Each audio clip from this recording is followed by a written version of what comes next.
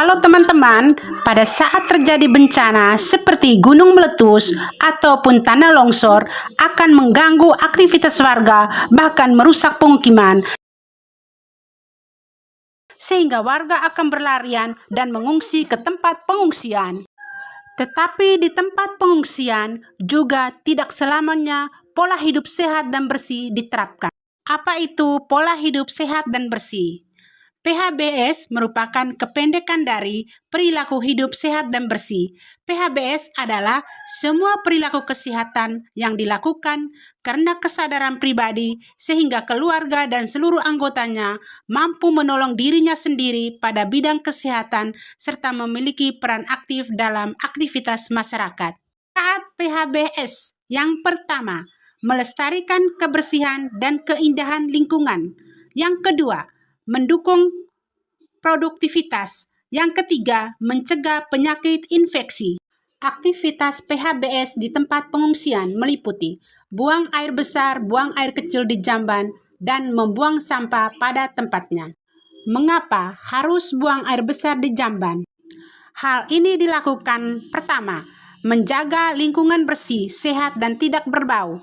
Kedua, tidak mencemari sumber air yang ada di sekitarnya. Ketiga, tidak mengundang datangnya lalat, kecoa, tikus yang dapat menularkan penyakit antara lain diare, kolera, disentri, tipus, dan kecacingan. Lalu, cara memelihara jamban yang sehat dapat dilakukan beberapa cara ini.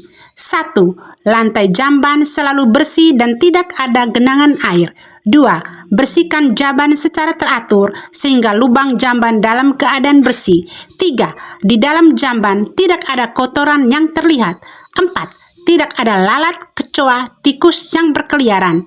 5. Tersedia air pembersih. Dalam hal ini, sabun, sikat, dan air bersih. 6. Tersedia cairan pembunuh kuman. Ketujuh, jamban harus sering dibersihkan dan tersedia air untuk membilas. 8. Jarak antara sumur dan jamban lebih dari 10 meter. Lalu, mengapa kita harus buang sampah pada tempatnya? Nah, kalau yang ini, dalam kondisi darurat, sampah dapat menyebarkan penyakit seperti diare, cacingan, dan membuat bau yang tidak sedap di sekitar pengungsian. Kuman dapat disebabkan oleh kecoa, lalat, tikus yang makan sisa-sisa makanan, kulit buah, dan sayuran dari tempat sampah yang tidak ditutup. Di pengungsian harus tersedia tempat sampah yang tertutup, menyediakan tempat sampah yang basah, di tempat sampah kering dan mudah dijangkau, menjaga tempat pengungsian agar tetap bersih sehingga tidak banyak nyamuk, mengurangi sampah yang berasal dari botol minum plastik karena dapat menjadi tempat berkembang biak jentik nyamuk. Maka dari itu, berdasarkan sifatnya, sampah terdiri dari sampah organik dan sampah non-organik. Sampah organik yaitu sampah yang mudah membusuk, seperti sisa makanan, sayuran, daun-daun kering, dan sebagainya. Sampah anorganik yaitu sampah yang tidak mudah membusuk, seperti plastik, wadah pembungkus makanan, kertas, plastik mainan, botol, gelas minuman, kaleng, dan sebagainya.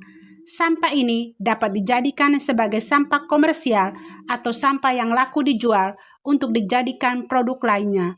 Beberapa sampah anorganik yang dapat dijual adalah plastik wadah pembungkus makanan, botol dan gelas bekas minuman, kaleng, kaca, dan kertas, baik kertas koran, HVS, maupun kertas karton.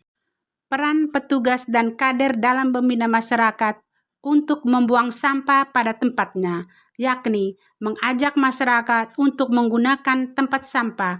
Yang kedua, memberikan penyuluhan kepada masyarakat manfaat memilah sampah basah dan sampah kering. Peran petugas dan kader dalam membina masyarakat untuk buang air besar dan buang air kecil di jamban. Pertama, mengajak pengungsi untuk menjaga agar jamban tetap sehat. 2. Membuat jadwal tugas membersihkan jamban di antara pengungsi. Ketiga, mengingatkan pengungsi bahwa kotoran bayi juga dapat menularkan penyakit, maka kotoran bayi harus dibuang di jamban. Memisahkan jamban untuk laki-laki dan perempuan. Akhir kata, marilah kita bersama untuk menjadikan pribadi kita yang selalu mengutamakan hidup sehat dan bersih dimanapun dan kapanpun kita berada.